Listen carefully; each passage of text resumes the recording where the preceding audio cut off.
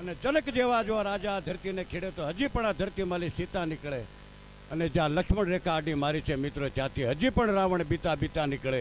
અને દત્તના દરબારમાં નજર નાખો તો હજી પણ ધૂણા ધખીતા નીકળે. અને આડી અવળે ક્યાંક નજર નાખો તો ક્યાંક કોક ઓળખીતા નીકળે મિત્રો. હે, हमने दम लगाया तो हमें सुर की सूझी, एक वादी ने दम लगाया तो उसे बंदर की सूझी, एक मौला ने दम लगाया तो उसे हुड़ की सूझी, और पूज्य हनुमानदास जी जैसा बापू ने दम लगाया तो उसे बड़ी दूर की सूझी. મોટાભાઈ વલભીપુર પાર્ટીનું ઘરેણું છે. ક્યારેક તમે અમાસ તો કરી છે, પણ ક્યારેક તમે અમાસ કરવા જાઓ મિત્રો, એક કલાકાર બાકી ન હોય. પૂજ્ય હનુમાનદાસ બાપુ ઉર્ફે બમ બાપુ એટલા બે વર્ષથી એમની 2 વર્ષની પોતે અમાસ ભજન ભોજન ને હવન સંતોનો મેળાવડો હોય મિત્રો, ભક્તગણ ભેગું હોય ત્યારે આપણને એમ થાય કે સંતો બેઠા હોય ત્યારે સંતની વાત કરીએ તો એક નાની એક સંતની વાત કરી નાખું. રાજુલા પાસે પીપાવા આવેલું મિત્રો, પીપા ભગત થઈ ગયા. દર પૂનમ પીપાવાવથી પીપા ભગત દ્વારકા હાલીને જાય એવી એની નેકટેક એમાં વયોવ્રત થઈ ગઈ. સમય જાતા જાતા વયોવ્રત શરીર થઈ ગયું. પછી પીપા ભગત દ્વારકા છેલ્લે જાતા એને કીધું કાળિયા ઠાકરને કે હે પ્રભુ, હવે મને એમ લાગે છે કે આ પીપા ભગતનું શરીર અહીં પાછું ફરીવાર દ્વારકામાં આવે એવું, પૂનમમાં આવે એવું લાગતું નથી. ત્યારે કહેવાય છે કે મિત્રો મૂર્તિને વાસ આવી પ્રગટ થયા. ભગવાને કીધું કે એ પીપા ભગત, હવે બેટા તારે નથી આવવાનું, હું દર પૂનમે આવીશ. જેવા સંતો સૌરાષ્ટ્રમાં થઈ ગયા હોય અને જે સંતો છે એ જ આપના ટેકા છે, સંતો છે એ જ ગોયલવાડના ઘરેણા છે મિત્રો. સંતો છે એટલે જ સંતવાણી ચાલુ છે. બાકી તમે જો કોઈ ફેસબુકમાં લીક નવરીના નથી રહેતા. ગમે ત્યારે જુઓ તો ફેસબુક ખોલીને બેસી ગયા હોય, ફોન કરે હલો શું આવ્યું, રાઉન્ડ લાગી જાય મિત્રો. ઓલો કે છક્કો, હે તો કે છક્કો એ લગાડતો તો મેટર્નિટી રૂમમાં, પણ એને લાગી ગયો વરલીવાળાને. એટલે પછી ચોક એટલે કહેવાનો મતલબ ફેસબુક છોડો મિત્રો, સંતોના સાહિત્યમાં જાઓ, મા બાપની સેવા કરો, આવા સંતોની સાહિત્યમાં એને આશીર્વાદ મેળવો. ના જુવાન વર્ગ બેઠો છે ત્યારે મિત્ર મારે એમ પણ તમને કહેવું છે કે તમે તમારા વૃદ્ધ મા બાપના હાથ પકડી લેજો, જેથી કરીને મારો કાળિયો ઠાકર કોઈના પગ પકડવાનો વારો નહીં લાવે મિત્રો. હે, અત્યારે તો એવું છે પોતાની માં આંધળી હોય તો પોતાનો દીકરો ન હોય ત્યાં સુધી જાગતી હોય, પણ જાગતા દીકરાને એની પોતાની માં નથી દેખાતી મિત્રો. મા બાપ છે એ સંતો છે એ. આપણે એક નાનો અમરેલીનો મૂળદાસ જુઓ મિત્રો, સંતો કેવા થઈ ગયા બીજા માટે, પોતે કઈ રીતે એના ગમે એવા દુઃખ હોય એના ઉપર લઈ લે એવા સંતો મૂળદાસ થઈ ગયા. પોતે જામનગરના મહારાજ જામસિંહજી મહારાજને કંઠી બાંધેલી મિત્રો. હવે અમુક સમય જો મૂળદાસજી આશ્રમ રોડેથી જતા હતા, ત્યાં એક સાધ્વી સ્ત્રી પોતે કૂવા પાસે આપઘાત કરવા જઈ રહી હતી. ત્યારે મૂળદાસે કીધું કે બેટા ઊભી રહે, શા માટે આ તું કરી રહી છે? કે બાપુ મને મરી જવા દો.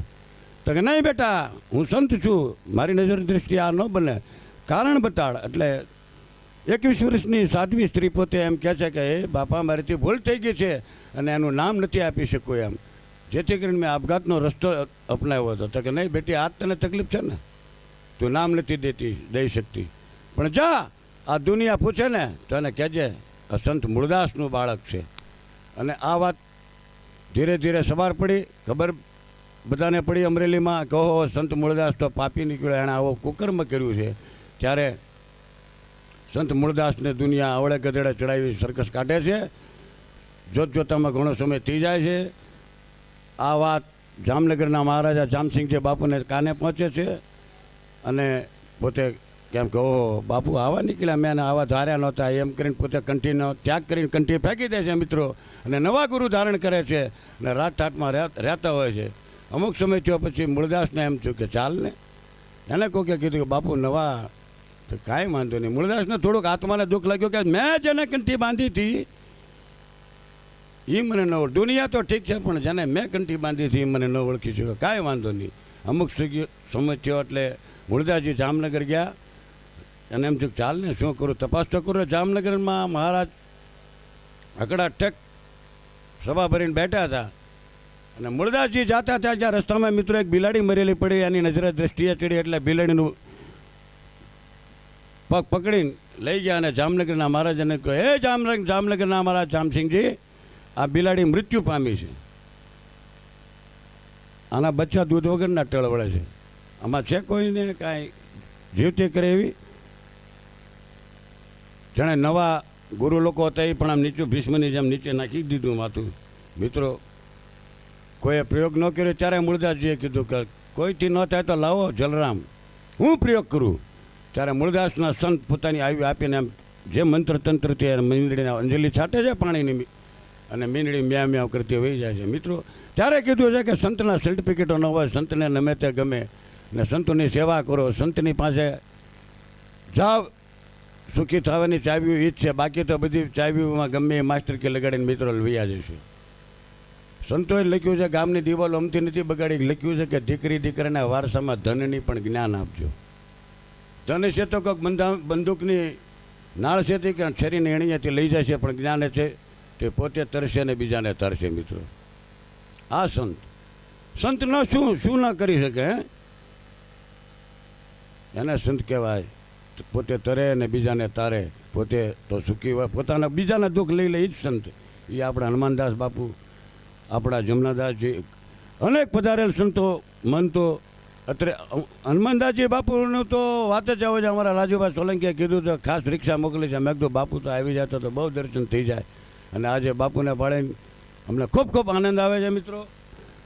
અને વાત મારે એક વિચારમણી, એક ભાઈ બેંકમાં નોકરી કરે, બાપુ બેંકમાં નોકરી કરી, એવા કલાર્કમાં નોકરી કરીને એવા કલાકાર કે એની વાત જવા જાય, શરતું જ મારે ને ગમે એને શરતું જીતી જાય. ને જીતવાનો જ, હારવાનું આને આવડે જ નહીં, કોઈ હારે જ નહીં, એની પાસે કોઈ એને હરાવે નહીં બાપુ.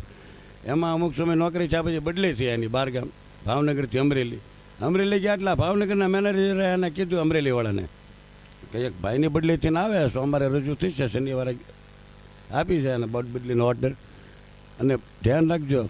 તો કેમ એમ બોલ્યા? તો કે આમ ખરાબ નહીં, બહુ દ્રષ્ટિએ હાથના ચોખ્ખા બધું, પણ એ શરતુમાં તમને હરાવી દે, ગમે ને હરાવી દે. આ કામને ભાવનગરમાં કોઈ જીતાવા નથી દીધા. તો કેમ? તો કાંઈ વાંધો નહીં ભલા. એટલે સોમવાર જો એટલે બાપુ એ પહોંચી ગયા. જે ભાઈ કલાર્ક હતા, બેંકમાં નોકરી કરતા હતા, કે સર આઈ એમ કમિંગ. એટલે મેનેજર સાહેબ હતા કે વેલકમ, આપનું અમારી શાખામાં હાર્દિક સ્વાગત છે, એમ કરીને એને ચા પાણી આ છે તે છે બધું કમ્પ્લીટ કરીને આજે બદલી થઈને આવ્યો ને એટલે તરત મેનેજરને હું કે બાપુ એ કે તમારા વાહમાં સાહેબ કાળું છે. એટલે મેનેજર ચકરી ખાઈ ગયો. તો કે આજ તમારા વાહમાં કાળું છે. તો કે થઈ જાય શરત. તો મેનેજરને તો ખબર જ હતી વાહમાં રોજ ઉગાડા ડીલે થતા કાંઈ કાળું નહોતું. તો કે કેટલા તો કે 5-5 હજારની થઈ ગઈ શરત લગાડી ભાઈ. ઓલો નવો નોકરી બદલાઈને ગયો એ બાપુ, અને તરત જ બુસ્કોટ કઢાવ્યો બાપુ. એને બુસ્કોટ કાઢીને 2 જણાને કીધો સ્ટાફને, જુઓ તો આમ કાળું છે. તો કાળું નથી. તો કે જોઈ લે ભાઈ કાળું તો છે ને. તો કે હું 5,000 હારી ગયો. તો કે હું 5,000 હારી ગયો. તરત ઓલા મેનેજરને ફોન કર્યો, કા ભાઈ તમે કહેતા હતા ને ભાવનગરમાં કોઈ દે હાર્યો નથી, આવતા હવે ધરાવ્યો ને. તો કે તમે હારી ગયા. તો કેમ? એ અહીંયા 10,000ની લગાડી ગયો હતો. એ કે જાતા આવે જો મેનેજરના લુગડા ન ઉતરાવરાવું તો હું કલાર્કની. મિત્રો આવા પણ માણસો હોય છે, કાન કાપી જાય. અને બીજી એક વાત કરવી છે મિત્રો, કે ધોળા આપણે બહુ નજીક જ છે, બહુ આગું નથી. ધોળામાં ધના ભગત થઈ ગયા, પોતે પોલીસ ખાતામાં નોકરી કરતા, બધાને ખબર છે. પોતે પોલીસ ખાતામાં નોકરી કરે, પણ આવા સત્સંગી જ્યાં ભજન હોય, સંતવાણી હોય, જ્યાં નીકળી જાય. નોકરી નાઇટની હોય કે દિવસની હોય, એના આ શોખ. એમાં સમય એવો ગમે એ ભગત જગત જાય, સાધુનો મેળાવડો હોય કે ગમે તે જમાતો હોય, એ પોતે એના પ્રસાદ જમાડે, રોકાવાની વ્યવસ્થા, આ બધોનો ભાવ, એનો શોખ. એકવાર આવી રીતે સંતવાણીમાં નીકળેલા, અને બીજાએ કીધું કે બાપુ આ નોકરી ઓછી કરે છે ને સંતવાણી ઝાઝી કરે છે. ફરિયાદો ઉપર ફરિયાદો છે. એટલે ડીઆઈજી આવ્યા અને તપાસ કરી, ચાલો ને આ બધા કહે છે એકવાર આપણે તપાસ કરીને જોઈએ તો ખરા છે શું. એટલે આ બાજુ ડીઆઈજી આવે છે, આ બાજુ સંતવાણીનું ચાલુ જ હતું, પોતે ભજન ગાતા હતા. આ બાજુ જોયું તો પોલીસ ખાતાની નોકરીમાં એની નોકરી દેખાણી. સાહેબે ડીઆઈજી આવીને જોયું તો કહો ધના ભગત તો અહીં હાજર છે, ને ઓલા ભાઈ તો કહેતા હતા કે અહીંયા સંતવાણી કરે છે. કાંઈ વાંધો નહીં. એ તો તપાસ બપાસ કરીને એની સાહેબે કરીને નીકળી ગયા મિત્રો. અહીંયા પર થઈ, ભજન સંતવાણી પૂરી થઈ, ધના ભગત ગયા. એટલે જોયું કે આ સહી તો એટલે બીજાએ કીધું કે આ તમે અહીંયા હાજર રહેતા તમને ખબર છે ના ના એટલે ધના ભગત સમજી ગયા એ કે આ સહી કરવાવાળો બીજો કંઈ નહીં અમારો કાળીઓ ઠાકર જ હોય મારા બાપ. અને પછી કહેવાય છે કે ધના ભગતે એ નોકરી મૂકી દીધી અને જાની હોવાની ગમે એની સંતની ગમે એની સેવા કરવાની ગમે એ હોય. એક સમય એવો આવ્યો મિત્રો, ચોમાસાનો સમય, વાવણીનો સમય, દાણા હતા નહીં, ઉધારે લઈ આવ્યા દાણા રાખ્યા. એને એમ થયું કે આપણે સવારમાં વાવી નાખશું. એટલે સવાર પડે ત્યાં તો સવારમાં જમાત આવી સંતોની કે ભાઈ અહીંયા અમારે રાત્રિ રોકાવવું છે, સવારે અત્યારે પડી જાય અમારે નાવું ધોવું બપોરના. તો કે પધારો તમે આગળ જશો એટલે ધના ભગતનું મકાન છે કહેજો ને ધના ભગતનું ઘર ક્યાં એટલે બતાડે છે. એટલે ધના ભગત ત્યાં જાય છે મિત્રો. ધના ભગત ત્યાં જઈને સંતોને આશ્વાસન આપે છે ને બધાને બેસાડે છે અને કહે છે કે અમારે તો કાંઈ વાંધો નહીં સંતો આપ સ્નાન ધ્યાન કરો, હમણાં રસોઈ બની જશે ને આપણે બધી કોઈ ટેન્શન લેવાની જરૂર નથી, પધારો પધારો એમ કરીને ખુશખુશાલ બે માણસ એની સેવામાં લાગી જાય છે. અને ધના ભગતે હું નક્કી કર્યું કે પૈસા તો છે નહીં, કાચું સીધું છે નહીં, આ માલ વસ્તુ લાવ્યા છે જ્યાં વાવવાનું એ પાછું શેઠને દઈ આવીએ અને ત્યાંથી નવી વસ્તુ લઈ આવીએ. આપણે જે અત્યારે 10-15 સંતો આવ્યા છે એને આપણે જમાડી દઈએ. એટલે આ વસ્તુ એને થયું એટલે કે કાંઈ વાંધો નહીં શેઠ આ પાછું લ્યો ને મને વસ્તુ આપો મારે આમ. એટલે બધી વસ્તુ એને કાચું સીધું આપી દીધું ને ફટ રસોઈ તૈયાર કરીને અને પોતાને બધાને જમાડી દીધા. સંતોએ જોયું કે આ ભગતના ચારે ઘર ખૂણા છે, હરકા કાંઈ દેખાતું નથી, કાંઈ વાંધો નહીં. સંતોએ તો આશીર્વાદ આપી દીધા ભાઈ એને. અને રાત પડી, સંતોએ વિદાય લીધી, અહીંયા રાત પડી. ધના ભગત કે વાવવું છે, વાવવામાં કાંઈ છે નહીં કે નાના હાલ હાથે લઈને તૈયાર કર્યા. બે માણસ પોતે નીકળે છે, રસ્તામાં એક નદીનું નહેરું આવે છે, નહેરામાં જોયું કહો ધના ભગતે એના ઘરનાને કીધું કે અહીંયા પોટકું ભરી લઈ જાઓ. વેકરણનું પોટકું ભર્યું મિત્રો ધના ભગતે અને વાડીએ લઈ જાય છે અને એ વેકરો વાવી દે છે. અનાજ તો હતું નહીં, વેકરો વાવી દે છે મિત્રો. સમય પ્રમાણે એ વેકરો બધાને તો બાજરાના ડુંડા નીકળ્યા, અહીંયા તુંબડાના વેલા નીકળ્યા મિત્રો. તુંબડા મોટા મોટા થવા માંડ્યા. આખું ગામ ધોળાનું જોવા આવ્યું કે ઓહો ધના ભગતના તુંબડા આખું ગામ જોવા આવ્યું મિત્રો. એમાં એક વૃદ્ધ માણસનો પગ લાગી ગયો, તુંબડું ફાટ્યું એટલે એસિડ કરેલા મિત્રો 1 નંબરના ઘઉં નીકળ્યા. એ આ ધના ભગત જો તુંબડામાં લઈ ઘઉં ખવડાવતા હોય એ આપણા સૌરાષ્ટ્રના સંતો ખવડાવી શકે મિત્રો. એ આવા સંતો ખવડાવી શકે, બીજાના દુઃખ લેવાવાળા સંતો ખવડાવી શકે. ચાલો કલાકાર ભાઈઓ, રાજુભાઈ ગોયલ જાવે છે તાત્કાલિક સ્ટેજ પર પહોંચાડ્યા ભાઈઓ. રાજુભાઈ ગોયલ. બીજું કે પૂજ્ય બાપુના ભંડારામાં જે દાતાઓએ શ્રીએ દાન આપેલ એની એક નાનકડી યાદી બોલું છું. પારસભાઈ 750 રૂપિયા રોકડા, મહેશભાઈ 1100 રૂપિયા રોકડા, ગોગાભાઈ રિક્ષાવાળા 1001 રૂપિયા રોકડા, મિસ્ત્રી મનીષભાઈ 501 રૂપિયા,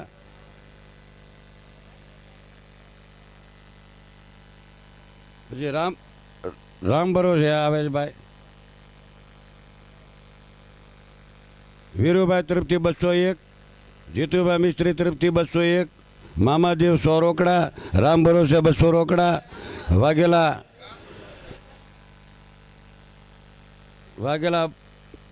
બાટુકભાઈ તરફથી 500 રૂપિયા, રમેશભાઈ તરફજી એટલે કે મારી તરફથી 1000 રૂપિયા,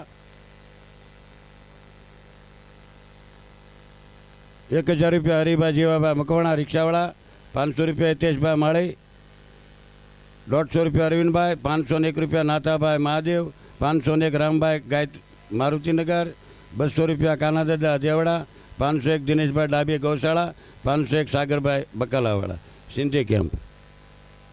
મિત્રો એક પત્ર સંભળાવી દઉં તમને જાતા મારો બનાવેલો છે, મજા આવે તો ઠીક છે, નકર આનંદ તો કરવો જ છે આપણે કલાકારો ત્યાં સુધીમાં ફ્રેશ થઈને આવી જાય હાથ બાદ ધોઈને.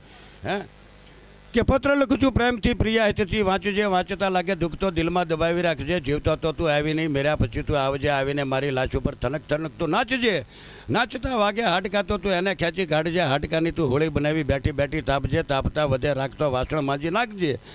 જો પ્રભુ આમાં મારી પ્રિયાને સુખ મળતું હોય તો તરત તું મૃત્યુ મને આપજે. લ્યો जनाजा निकला जनाजे के पीछे सारी दुनिया निकली मगर वो कमबख्त ना निकली जिसके लिए मेरा जनाजा निकला. तू भी जा रही थी, मैं भी जा रहा था, तेरे पर भी फूल थे, मेरे पर भी फूल थे, तेरे घर वाले भी रो रहे थे, मेरे घर वाले भी रो रहे थे, मगर फर्क सिर्फ इतना था कि तुम ससुराल जा रही थी, मैं शमशान जा रहा था। पधारो राजेश भाई, राजूभाई गोयल जहाँ विचारती तात्कालिक स्टेज पर पधारे। तबल से बेंजो वादक संदीप भाई, हमारा तबलाना धींगणावाળા कलाकारो तात्कालिक स्टेज पर, कारण के समय ओछो है मित्रों, અને જે આ બધા ભજનિક જ છે, બાકી ચામડાના રસવાળા તો બધા ક્યારું ન હોઈ ગયા હો ભાઈ। આ તો બધા ભજનિક, આ ભક્ત કોટીના આત્માઓ છે ને ભાઈ। આ આમાં તો જ આપણે બધા ભેગા ને બેઠા હોય, બાકી તો ન હોય। ઘરમાં બધા મોબાઈલ હોય, ખોલોક નારાયણ સ્વામી તો તરત દેખાય, કાનદાસ બાપુ તરત આવે, પણ આ આઈ લાઈવ હે સંતોના સાહિત્ય અને સંતોની હાજરી હોય એટલે આપણને એમ જ થાય બસ બધું આવી ગયું ભાઈ, જે કાંઈ છે એ।